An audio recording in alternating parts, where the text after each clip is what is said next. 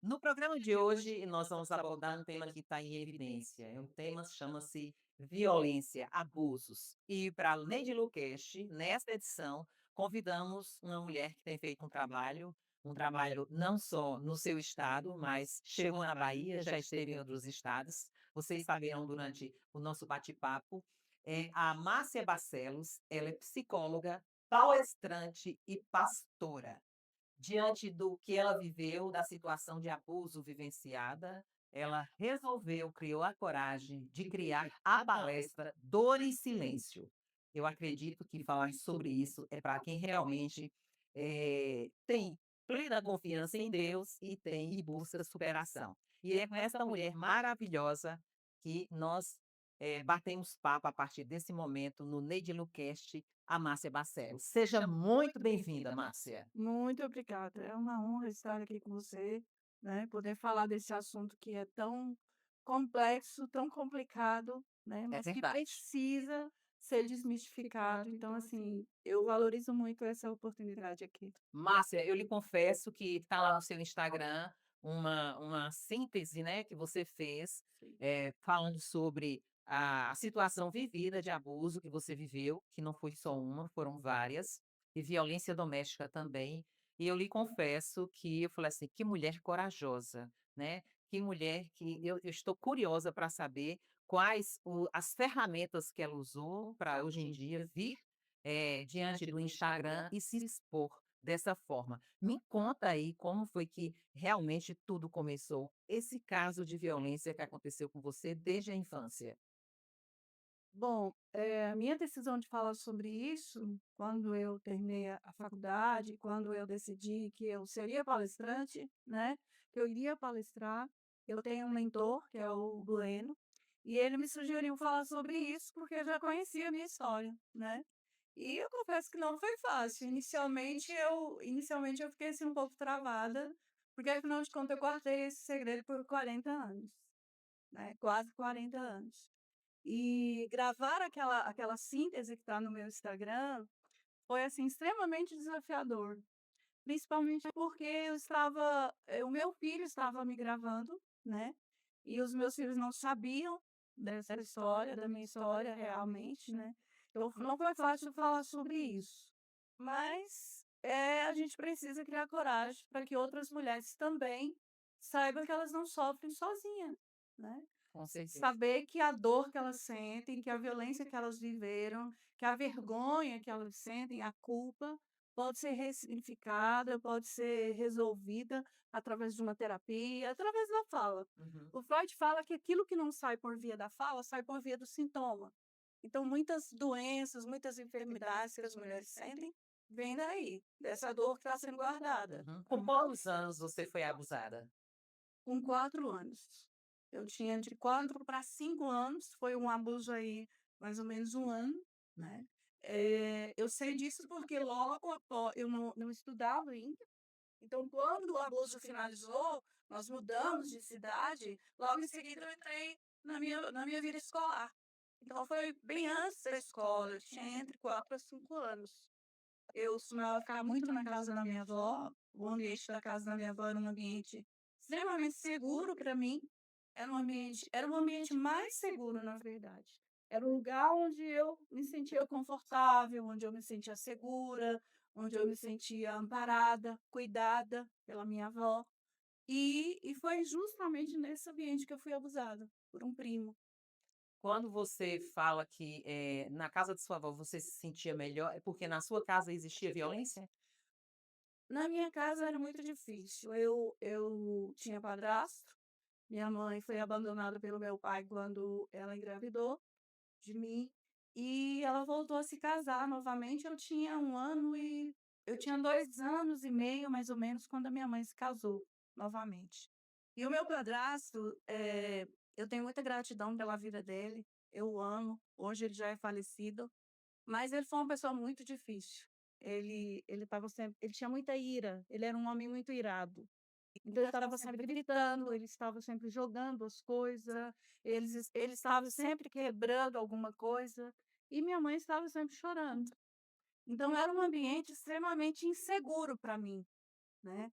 um ambiente desconfortável, inseguro. Eu estava sempre amedrontada, eu estava sempre, em estado de alerta, né, eu tinha pavor do meu padrasto. Eu tinha medo pavoroso dele. Então estar na casa da minha avó era como estar num ambiente seguro, era como ter saído do inferno e ido para o céu. Eu estava ali me sentindo segura e infelizmente eu falo que o abuso me causou muitos danos. E um dos danos que ele me causou foi tirar esse conforto que eu tinha ali naquele lugar, naquele ambiente. Uhum. Por anos da minha vida eu vivi desconfortável em qualquer ambiente. Em qualquer ambiente que eu chegasse, eu me sentia desconfortável. E eu não entendi o porquê que isso acontecia. Hoje eu sei porquê. Você Eu desenvolvi o nojo, né, ficou exacerbado. Eu tinha muito nojo, nojo da comida, nojo de tudo. Eu sempre tive dificuldade para comer algumas coisas por causa disso. Eu nunca via só abuso. Márcia, para que as pessoas possam entender melhor, inclusive mães e pais fiquem mais atentos em relação a isso, como é que ficou o seu comportamento após o abuso, né? Seus pais ou sua avó chegaram a perceber? Não, a minha avó nunca percebeu e nem os meus pais. Como eu estava muito na casa da minha avó, sempre na casa da minha avó, e o abuso acontecia lá, eu acredito que ficou mais difícil para minha mãe perceber alguma coisa. Então, eles nunca perceberam. E no abuso acontecia algo que me deixava extremamente desconfortável. Eu dormia suja todos os dias, né? Havia uma ejaculação e eu dormia suja.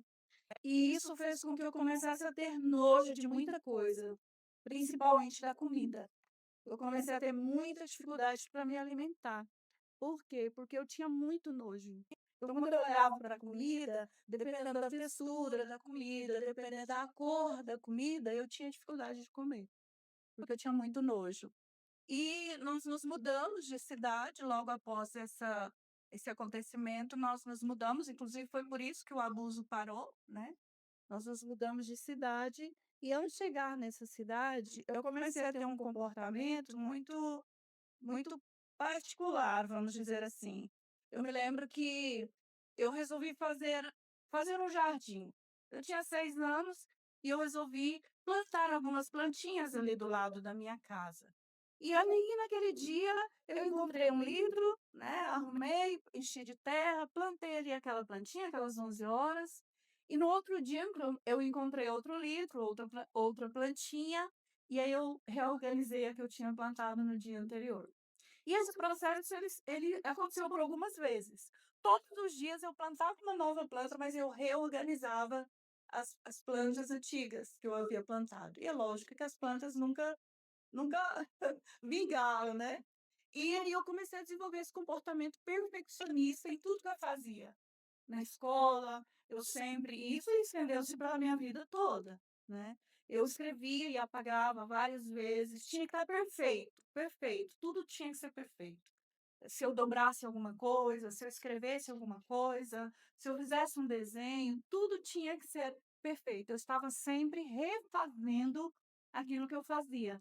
Isso eu consigo identificar isso hoje como psicóloga, né, consigo identificar isso desde a minha segunda infância. E isso estendeu-se pela minha vida toda, pela adolescência, pela fase adulta, né, até bem pouco tempo, quando eu comecei a identificar isso e a tratar isso em mim.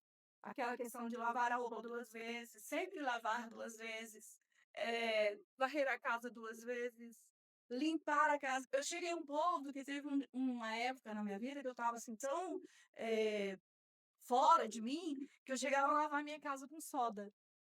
Eu dissolvia a soda na água e lavava a calçada, lavava tudo, porque tudo tinha que estar impecável. Isso foi uma coisa que me causou muito sofrimento. E você levou 40 anos para poder 40 anos. estar compartilhando isso e principalmente se tornou um ponto principal para as suas palestras. Na sua palestra Dor e Silêncio, tem mais você relata mais abusos que você viveu? Olha, na verdade, eu quero fazer palestras sobre várias formas de violência. Na palestra Dor e Silêncio, eu abordo mais a violência sexual, até porque não dá tempo, né? Uma palestra de 2 horas, eu não consigo abordar muitas formas de violência que eu vivi. Então, eu abordo mais a violência sexual, que foi tanto, esse abuso na primeira infância, como um estupro que eu vivi na adolescência.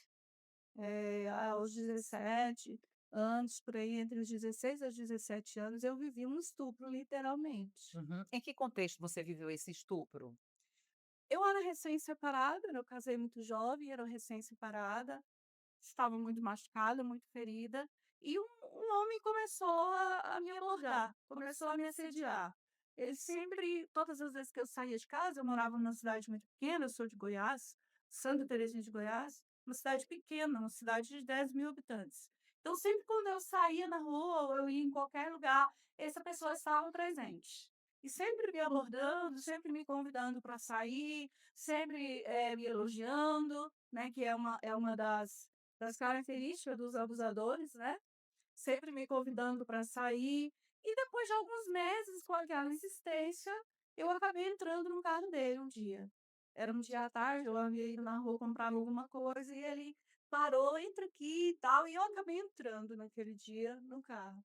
E eu falou: "Eu só quero conversar com você, para a gente conversar, para a gente, se conhecer melhor", né. E tem uma coisa nessa violência sexual que para mim é muito difícil, que às vezes as pessoas que ouvem podem nem entender isso. Mas eu entrei naquele carro e eu era muito inocente, e ele me levou para um motel. Eu fui estuprada literalmente num motel. Eu não sabia nem o que que era um motel, na verdade. Eu não tinha esse conhecimento na época. E ele me levou para lá, a gente só vai conversar e tudo. E ali quando eu percebi o que ia acontecer, eu me fechei no banheiro. Eu me fechei no banheiro e eu fiquei ali umas 2 horas fechada naquele banheiro. E ele dizia para mim assim: "Você pode ficar o tempo que você quiser, você pode ficar a noite toda, mas você não vai sair daqui sem isso acontecer, se a gente ter uma relação sexual". E aí o tempo foi passando, eu estava na casa dos meus pais, os meus pais estavam viajando, e a minha irmã era de menor, tinha 12 anos, e estava com o meu filho, que tinha 1 ano de idade. E eu falava: "Meu Deus, eu preciso voltar para casa. O que que eu faço?", né. Não tinha para quem pedir socorro, a porta trancada, e eu decidi encarar aquilo ali. Nossa, E viver aquilo ali, eu tinha que voltar para casa, meu filho estava em casa só, né, minha irmã também, não sabia para onde eu estava, não sabia o que tinha acontecido, já tinha muitas horas que eu tinha saído de casa, já devia ter umas 4 ou 5 horas que eu havia saído de casa, e eu falei: "Não tem como eu sair daqui, então eu vou ter que abrir essa porta e viver isso", né, e eu abri a porta e realmente o estupro aconteceu.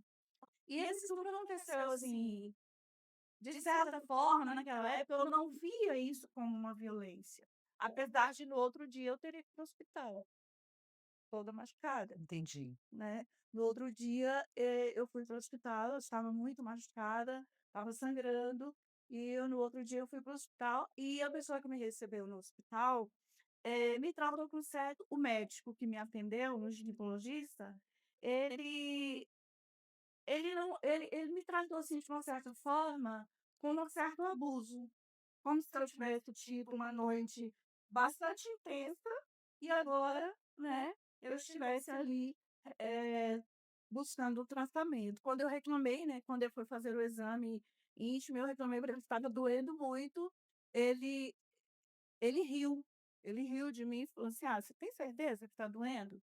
Tipo assim, você suporta muito mais do que isso", né. É onde entra as falhas na questão do acolhimento, né, Exatamente. o acolhimento tem quanto tempo isso, Márcia?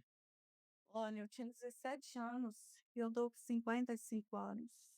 Tem aí quase 40 anos, né, Uhum. quase 40 anos, 38 anos, por aí, 39 anos que aconteceu. É, a gente espera que a medicina tenha mudado, né, Ah, com certeza, com porque certeza. é grotesco que a gente vê também ainda, né, nos tempos atuais, não acreditar no que a mulher relata. Sim, para mim foi extremamente, eu não sei nem dizer o que que foi pior, né, claro, o estupro foi terrível, mas aquele momento ali foi muito difícil.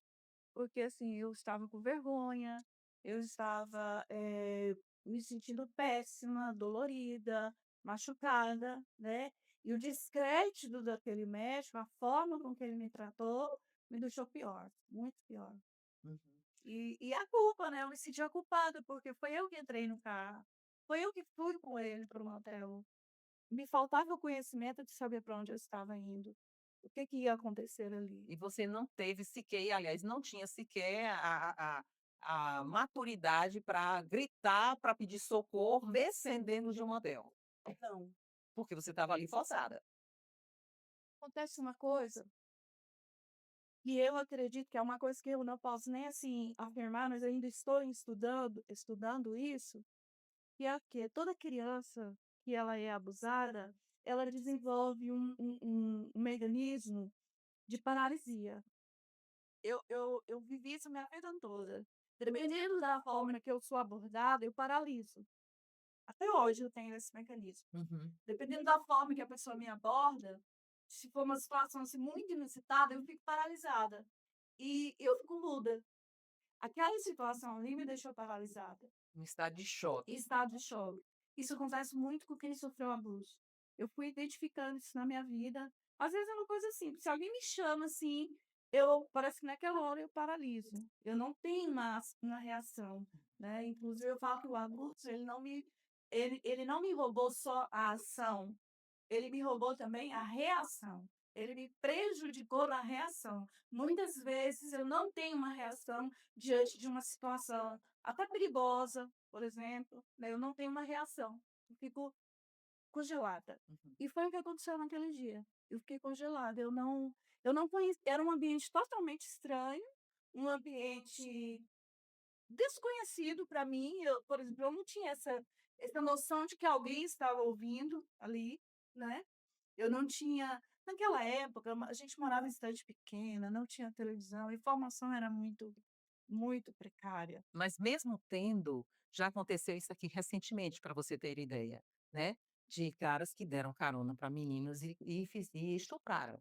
Então assim, a gente às vezes a gente pensa que as coisas evoluíram, mas tem muita prática ainda que ainda se repete. E as mulheres, o despreparo das mulheres em relação a se cuidar, a se defender, essa orientação ainda, mesmo com toda a informação, com toda a tecnologia, ainda existe. É lamentável. E a gente, assim, eu, por exemplo, foi ele que me deu dinheiro para mim ir no médico, Nossa, foi ele que me deu dinheiro.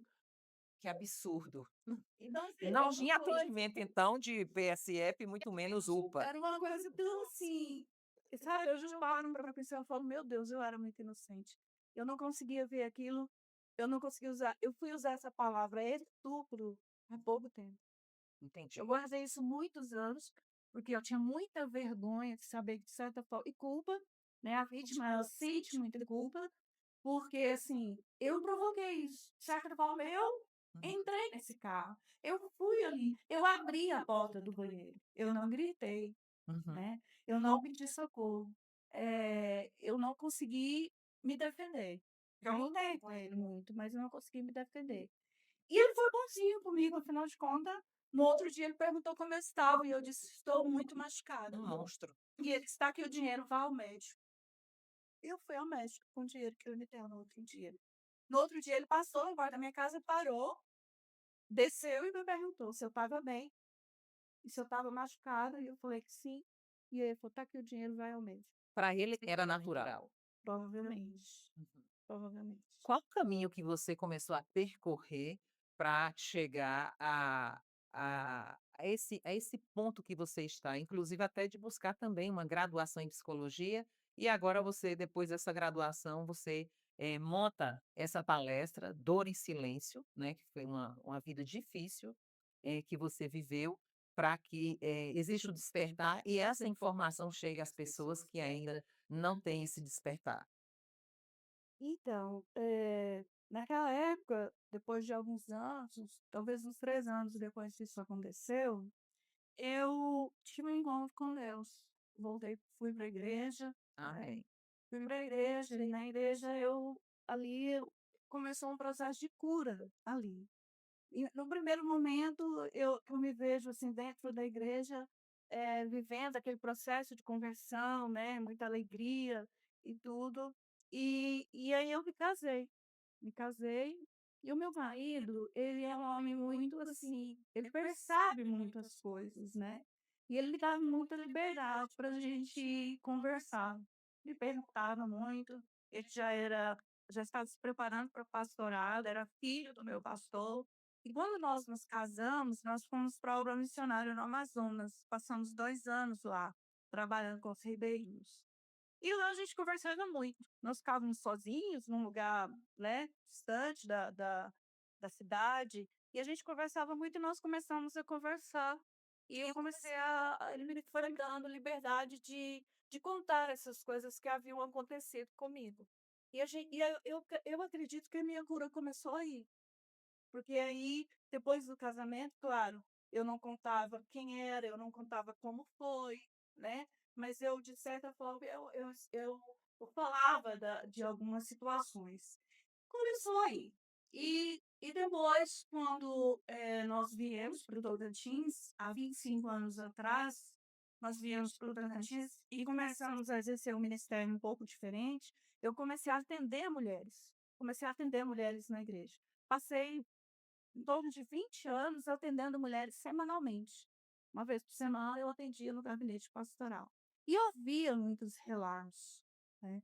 Muitos relatos de abuso, muitos relatos de sofrimento, de dor. E eu não sabia muito bem assim como conduzir isso.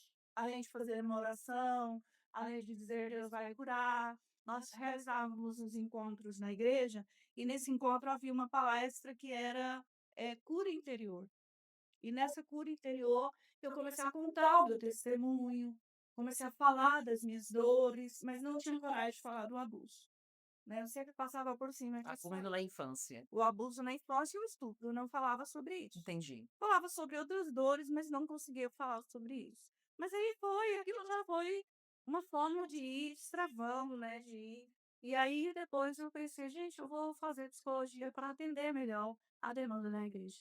E aí fiz a psicologia e depois da psicologia, eu realmente resolvi trabalhar mesmo como psicóloga clínica, atender, e aí com o conselho desse mentor que é o Bueno, eu resolvi palestrar, né, e aí quando eu resolvi palestrar, ele disse: "Palestrar sobre aquilo que é a sua dor, que é o que você viveu". E aí eu comecei a falar sobre o abuso e sobre a violência. Inicialmente foi muito difícil falar sobre isso, né. Você falou pra ele: "Você tá maluco, não tá não?" Falei: "Não, você tá brincando, porque esse assunto é muito difícil, as pessoas não querem falar sobre isso, né". Ele falou: "Mas é aí que você precisa falar". É justamente aquilo que ninguém está falando, que ninguém quer falar, né, é nisso que você precisa trabalhar. E aí eu tomei a parada e também falando.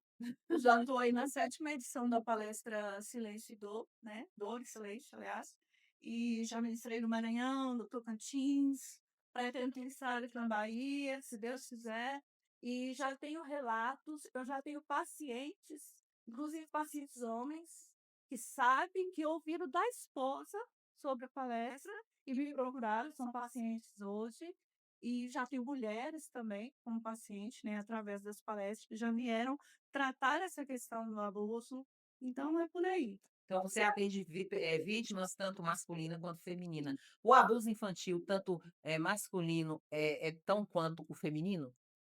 Olha, eu não poderia te dizer, assim, exatamente essa informação, mas acontece muito, e eu acredito que sim, porque os homens, eles têm uma iniciação sexual, eh eu acredito que isso é muito comum, eu já ouvi muitos relatos, inclusive de artistas, cantores, né, eu já ouvi, inclusive do Leonardo, eu ouvi uma vez ele falando sobre isso, que os meninos, eles brincam de troca-troca. Já ouviu esse relato? Já. Essa brincadeira que parece uma brincadeira, né, e muitos meninos foram violentados com essa brincadeira.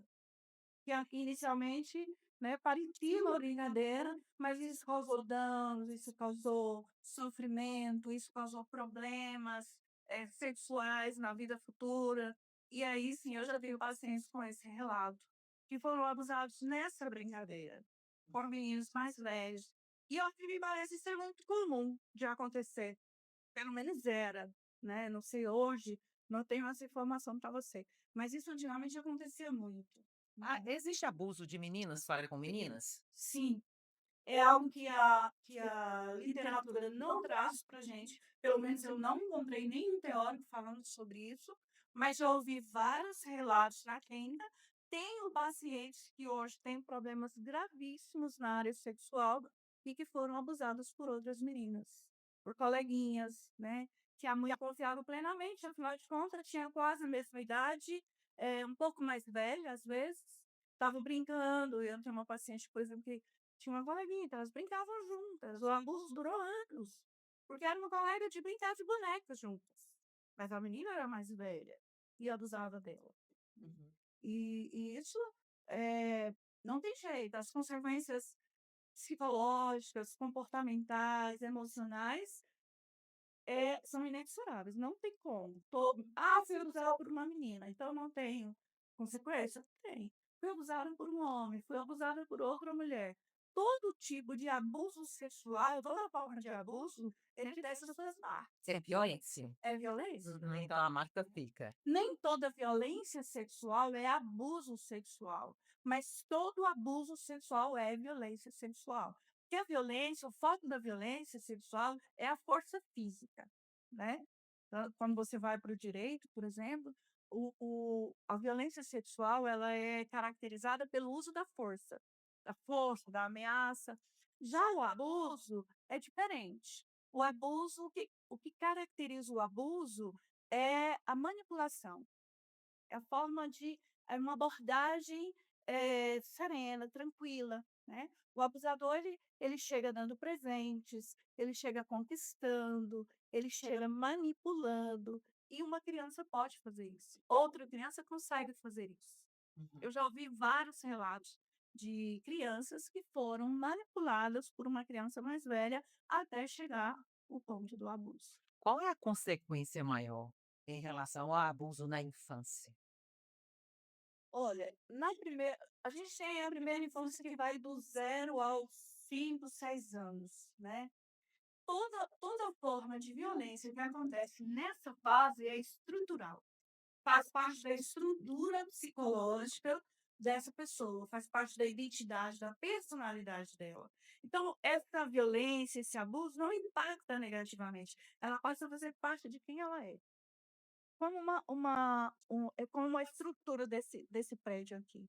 O alicerce é que segura essa construção. Então é como se o alicerce fosse, construído a partir da dor, né. Então essa pessoa ela cresce com essa estrutura, cresce uma pessoa insegura, cresce uma pessoa que o abuso ele afeta no relacionamento consigo mesmo e com o outro. Então essa pessoa ela é extremamente prejudicada nas suas relações, tanto consigo mesmo quanto com os outros. Se está na construção dela, se está na construção dela, isso pode impactar também dela se tornar um abusador. E aí o ciclo não para. Sim, sim. Toda pessoa que foi abusada, ela tem aí alguns caminhos que ela pode seguir. Ou ela se torna um abusador, né, a maior parte dos abusadores, eles estão apenas repetindo o que viveram, estão apenas repetindo um ciclo de violência que viveram, ou ele se torna uma pessoa que tem muita dificuldade com a pornografia, vai ser viciado em pornografia, né. Então são caminhos que a violência sexual vai levar essa pessoa. E muitos abusadores estão repetindo o que viveram. São abusadores porque foram abusados. E assim, o abusador, o pedófilo, ele não vai parar de fazer isso. Dificilmente ele vai parar. Ele vai fazer isso constantemente, né. Às vezes ele pode parar um período, ele pode se controlar um período, mas depois ele volta a abusar novamente. Uhum. Qual o caminho a ser buscado em termos de para aquele que se tocou, porque existe, perante a lei, né, perante a lei existe aí as punições, né, as punições através da lei, porque alguns extrapolam. Mas para aqueles que, queiram talvez e que estão nos assistindo, mudar a sua rota, qual o caminho que você indica? Porque você já viveu esse trajeto aí de abuso. Então e também você estuda e atende pacientes vítimas de abuso. Existe a mudança dessa pessoa que é abusadora, ela pode mudar ou ela quer ou ela permanece nessa condição de abusadora? Olha, como pastora, eu acredito no milagre de Deus, né. Então é muito sério. É muito sério. Eu acredito no milagre de Deus. Eu tenho pacientes que foram abusadores e não abusam mais, mas, eu acredito no milagre de Deus. Agora, à luz da psicologia, é mais complicado. Precisa-se de tratamento, né, constante. Acredito que é uma pessoa que vai precisar de um tratamento prolongado, tanto, tanto com psiquiatra como com psicólogo. Ele vai precisar buscar ajuda na psicologia, a psicoterapia vai ter que fazer parte da vida dele, né, porque é como o abusador, ele tem um desejo sexual. Imagina que você tem, um dese todos nós desejamos, temos desejos sexuais, né, e quando você tem um desejo, você busca satisfazer esse desejo. Então o abusador, ele tem um desejo assim como qualquer outra pessoa. Só que o desejo dele é diferente do nosso. O objeto de desejo dele é diferente do nosso. Então, se ele tem esse desejo, por mais que ele se controle, vai chegar uma hora que ele vai querer satisfazer esse desejo. Vai chegar uma hora que ele não consegue controlar mais. E ele vai querer satisfazer esse desejo. Então, é uma energia pulsional que está dentro dele.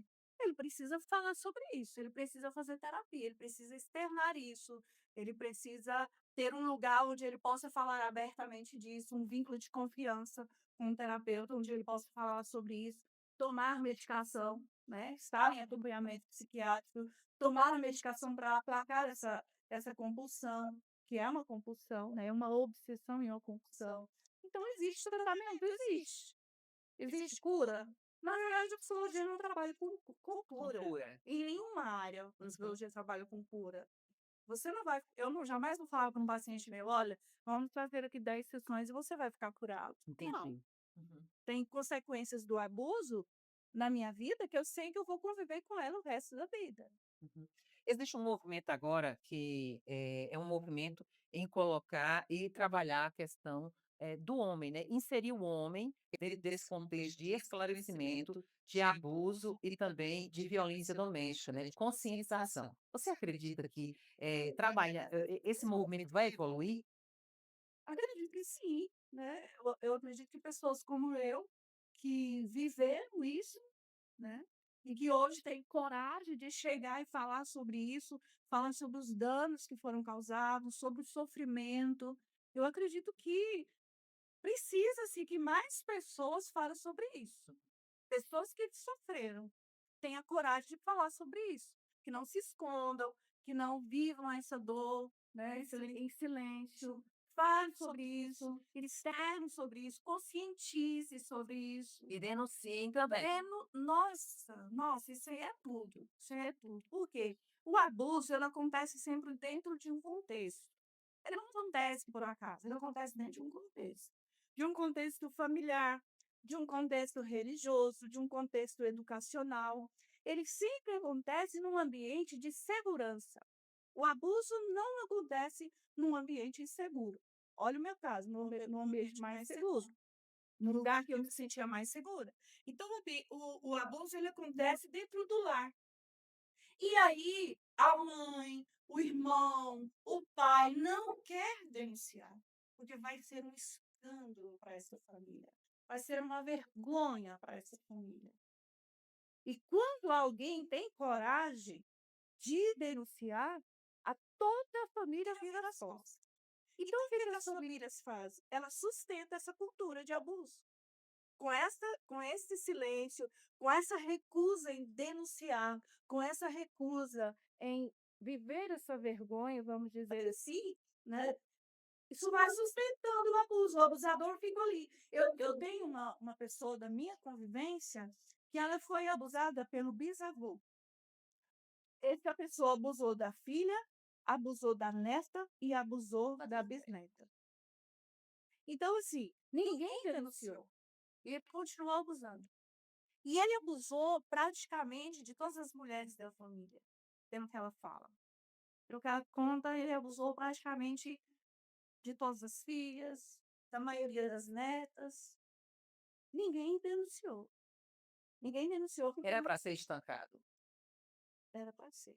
Então, assim, precisa se denunciar, criar coragem de denunciar num ambiente religioso, por exemplo. O abusador geralmente é aquela pessoa acima de qualquer suspeita. O abusador ele tem um perfil social muito interessante, porque ele se adapta em qualquer lugar. Ele chega numa igreja e ele se torna a pessoa mais confiável naquele ambiente. Ele gosta de estar com as crianças, ele gosta de cuidar das crianças, ele gosta de ajudar os pais. É aquela pessoa que vai lá e pega a criança e leva para passear. É aquela pessoa que ajuda, né? Então, quando acontece, as pessoas falam: "Não, mas ele não tem cabimento". Então, assim, não existe, não existe pessoa acima de qualquer suspeito. Toda pessoa pode ser suspeita, sim. E a igreja ela precisa, denunciar. "Ah, foi aconteceu dentro da igreja, que vergonha". Não, vergonha não. Vergonha é guardar isso, é esconder isso, precisa ser denunciado. Aconteceu dentro do ambiente escolar, aconteceu dentro de um clube, por exemplo, um professor de futebol, porque geralmente o abuso, a criminologia vai dizer que o abuso acontece numa assimetria, numa relação de poder. Quem é que abusa? Quem tem poder. Verdade. Geralmente um líder, um pai, um irmão mais velho. O direito coloca isso como crime, o abuso é crime exatamente baseado nisso, na fragilidade da vítima, na impossibilidade da vítima, se defender. Porque geralmente é alguém que tem poder, tem força física e está investido de autoridade. Uhum. Como o pai, como o irmão mais velho, como um líder religioso, um pastor, um padre, um professor, um diretor, né? Geralmente acontece assim. Então a gente precisa começar a denunciar, precisa começar a falar sobre isso, a desmistificar, a conscientizar as pessoas para que esse movimento cresça. A sua palestra, você, criou ela em quais são os pilares dela para que aconteça realmente esse impulsionamento e que possa, movimentar e mobilizar as pessoas? Olha, a minha palestra, eu falo sobre o que é o abuso, do ponto de vista do direito, da criminologia, da sociologia, da própria psicologia, né. Então eu espero que com essa conscientização, por exemplo, que é um crime, as pessoas tenham mais consciência. Eu falo também sobre o perfil do abusador, qual é o perfil psicológico, qual é o perfil comportamental dele, qual é o perfil sociológico dele, como ele se comporta na sociedade, como ele aborda, qual é o modus operandi dele, né, como é a forma que ele aborda as crianças. E um dos pontos chaves da minha palestra, que eu acredito que possa trazer bastante consciência, é as consequências. As consequências disso a curto, médio e longo prazo, as doenças psicológicas que isso vai produzir, as consequências comportamentais, até para que os pais comecem a identificar em casa o que está acontecendo com seus filhos, né. Então, assim, eu espero que com essa conscientização e a minha palestra só é o início, porque eu tenho uma palestra de 2 horas, que depois ela vai evoluir para um workshop já de 4 horas, que depois vai evoluir para uma imersão de 8 horas, né. Então eu estou no início desse processo. E depois, eu pretendo ter um processo de acompanhamento com vítimas. Então eu estou começando aí um trabalho que chama Projeto Sara, né. Eu estou começando esse trabalho que eu acredito que ele vai crescer, vai alcançar muitas pessoas e vai trazer muito esclarecimento, muita conscientização. Eu já ouvi pessoas na minha palestra dizer assim: "Eu nunca tinha olhado para isso como um abuso". Entendi. Eu não via isso como um abuso. Eu nunca usei essa palavra, né. Um dia eu falei para uma pessoa, eu disse: "Mas isso que você está me contando é um estupro". Ela disse: "Bom, eu nunca usei essa palavra". E ela ficou assim, paralisada naquele momento, porque eu verbalizei algo que ela nunca teve coragem de verbalizar. Então se não é um estupro, se não é um abuso, por que que eu vou denunciar, Sim, né? é Se verdade. isso aconteceu dentro da minha casa, com alguém que me amava e com alguém que eu dependia dela, por que que eu vou denunciar? Então, a partir do momento que ela passa a ver que é um estupro, que realmente isso é uma violência, é um estupro, então talvez ela crie coragem de denunciar. Quando você fala da imersão, né, que é mais um processo que você, está dando continuidade, as pessoas que vão para a imersão são pessoas que vítimas de abuso ou pessoas que querem aprender sobre isso para se Qualquer tornar, pessoa, qualquer pessoa, reabilitadores? Aham. qualquer pessoa, porque o meu desejo é o quê? Fazer a palestra para chamar. Eu não consigo falar tudo na palestra, é muito pouco tempo, é 1 hora e meia, 2 horas no máximo. Faixa etária para sua palestra? A partir da adolescência até até a velhice. Entendi. Né, eu acredito que estou pensando sobre isso, até em buscar uma parceria com uma colega, para fazer essa palestra para as crianças, com uma linguagem mais voltada para a Uhum. criança, para orientar a criança. Mas como eu uso uma linguagem mais adulta, eu não recomendo que uma criança participe, Com certeza. porque essa criança pode não entender, Uhum. né. Eu tive na última palestra que eu ministrei no Maranhão, teve uma adolescente que participou, ela era a única, adolescente. E a mãe dela me falou que ela falou muito assustada com o que ela ouviu, ela ficou assim, Foi um choque de realidade foi um muito choque forte. de realidade para ela, e ela era uma adolescente, né. Então eu acredito que uma criança não está preparada para ouvir o que eu falo na palestra. Quando será a sua palestra aqui em Guanambi? Estamos aí quase já decidindo uma data, né, Uhum. para a gente fazer. Eu acredito que no início do segundo semestre, eu vim agora, né, não posso ficar por agora, mas eu acredito que agosto, julho, talvez a gente já marque uma data e já comece a divulgar aqui em Guanambi. Para finalizar, deixe uma orientação para o nosso público, né, quem assiste, quem gosta do Neide Luquezzi. Então, gente, eu acredito que vocês precisam realmente estar mais atentos ao que acontece dentro da sua casa. Seus olhos precisam enxergar algumas características, algumas mudanças que ocorrem na vida dos seus filhos, quando, por exemplo, ele está resistindo para ir à escola, quando, por exemplo, ele está resistindo para ir na casa de um colega ou na casa de um tio, né? Quando essa criança rejeita o abraço de alguém, em nome de Jesus, não obrigue essa criança a abraçar uma pessoa que ela não quer, pode ser um abusador. Então esteja mais atento ao que acontece com a sua família, com seus filhos, esteja mais atento. Você só esqueceu de falar, né, nós conversamos bastante, mas você esqueceu de falar que você viveu uma depressão enorme para sair dela, né. A gente esqueceu Sim, dessa nuance sim. e que eu acho imprescindível marcar, falar sobre isso, porque, não foi fácil. Não. Na verdade, eu comecei a ter depressão logo após o abuso. Na minha infância. Eu tinha 6 anos de idade, eu me lembro de estar aos 6 anos de idade, sentada na porta da casa da minha avó, da mãe do meu padrasto, desejando morrer. Tinha vontade de morrer.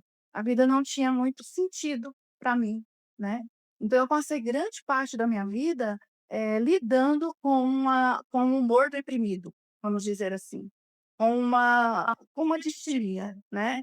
Passei grande parte da minha vida, mas aos 17 anos, depois do estupro, eu passei por uma depressão muito profunda mesmo, a ponto de ficar, assim, 1 mês dormindo, sem querer acordar. Eu só acordava, eu comia e dormia de novo. Acordava, dormia, acordava, comia e dormia novamente, né. Naquela época a gente não tinha muita informação para buscar tratamento. Mas aí com a minha ida para a igreja, eu tive uma melhora, né, consegui melhorar bastante, e aí o tempo foi passando, mas a dor estava ali, né. O humor deprimido, eu lembro que o meu marido gostava de dizer para mim assim, que eu vivia sempre em posição de sentido, eu estava sempre alerta, e que eu tinha dificuldade de me alegrar. Com coisas boas, eu tinha muita dificuldade de me lembrar. E eu fui observando que realmente eu era assim. E aí depois eu realmente busquei a ajuda psicológica, eu não vou mentir, eu não consegui vencer isso sozinha, eu Com precisei. certeza. Eu precisei de ajuda psiquiátrica, eu precisei de ajuda psicológica, faço terapia até hoje, principalmente porque eu já lido muito com isso, né, eu ouço muitas histórias, isso me toca muito, às vezes eu saio da clínica, angustiada com algumas histórias que eu ouço de abuso, né. A maioria dos meus pacientes foram abusados, então eu faço terapia até hoje e me cuido, senão eu não teria conseguido superar não. O tempo cura essas feridas? Não, de forma alguma. Pelo contrário, né, pelo contrário, com o tempo a dor ela vai se tornando mais intensa. Imagina aí uma doença ou qualquer tipo de enfermidade que ela não é tratada no tempo certo. A tendência dela é se tornar crônica, é a se agravar, né. Então, a dor emocional, a dor psicológica não é diferente. Com o tempo, ela tende a se agravar mais. À medida que a idade vai chegando, a pessoa vai desenvolver uma depressão, vai desenvolver um transtorno de ansiedade, vai desenvolver um toque, né. Então, à medida que os anos vão se passando, você não consegue mais driblar a dor. Inicialmente, quando jovem, você tem muitas distrações, tem muitas aventuras para viver, você está apurando, então as coisas você vai conseguindo ali, driblar isso. Mas com a idade você passa a dar mais importância para você, para o que você sente, para o que você viveu, e aí é quando você se vê numa situação bastante complicada, não conseguindo mais suportar aquele peso que você carregou tantos anos. Aproveita e diz para a gente quais são as formas de te encontrar. No meu Instagram, Cristi Márcia Barcelos, e lá você tem o link, lá você tem os números, né, você tem o número da clínica onde eu atendo, lá você tem todas as informações. Parabéns, viu? Muito obrigada por compartilhar a sua história difícil, mas de grande superação. Continue sendo luz na vida dos abusados e na vida dos violentados. Amém. É isso que eu espero. E não acabou.